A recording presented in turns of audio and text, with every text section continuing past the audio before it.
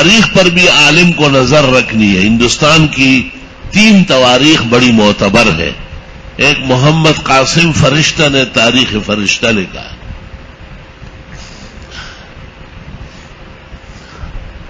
اور دوسری گلزارستان فی تاریخ ہندوستان.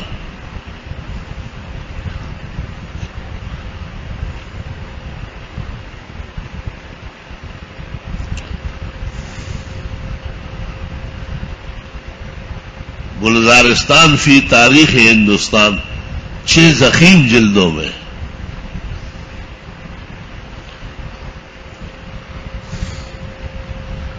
اور تیسری ہے سیر الملوک, وہ عربی میں ہے اور عربوں کے یہاں بہت معروف ہے. علامہ دمیری نے حیات الحیوان میں اس کے حوالے دیے.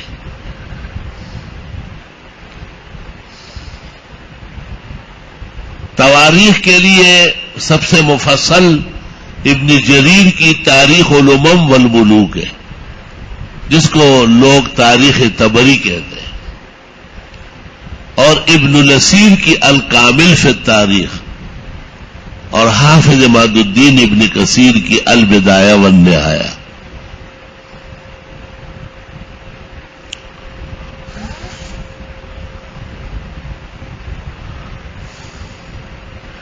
ابن عساکر نے پوری دنیا کی تاریخ لکھی تھی, نام رکھا تھا تاریخ دمشق, 400 جلدوں میں.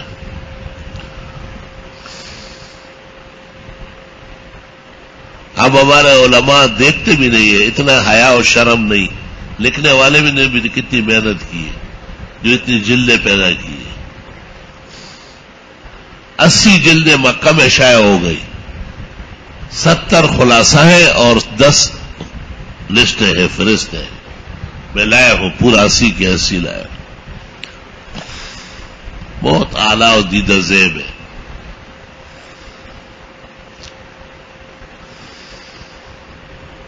اور یہ مولانا جسیم الدین صاحب تھے علاقہ چمن کے, لیکن چمن میں رہے نہیں ہیں, کوئی پہچانتا نہیں.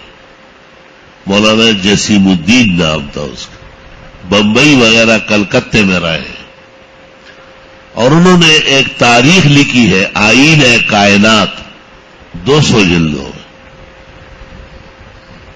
اصل کتاب ہے 1500 جلدوں میں, 200 اس میں صرف علم پر ہے. حضرت مولانا شمس الحق افغانی سے میں نے سنا تھا, حضرت نے فرمایا میری دانش میں دنیا میں اس سے بڑی کتاب نہیں. اور علاقہ دیکھو چمن, وہ کہتے ہیں ولدت بچمن وہی ہے بقرب کابل.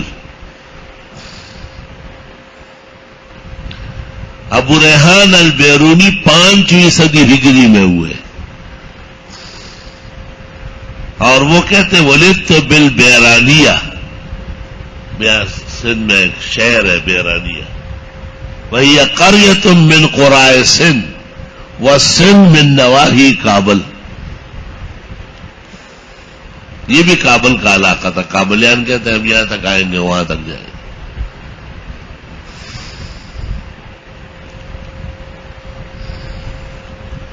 لا بد للعالم ان يكون له نظر بالغ في التواريخ واطراف العالم. لا بد للعالم.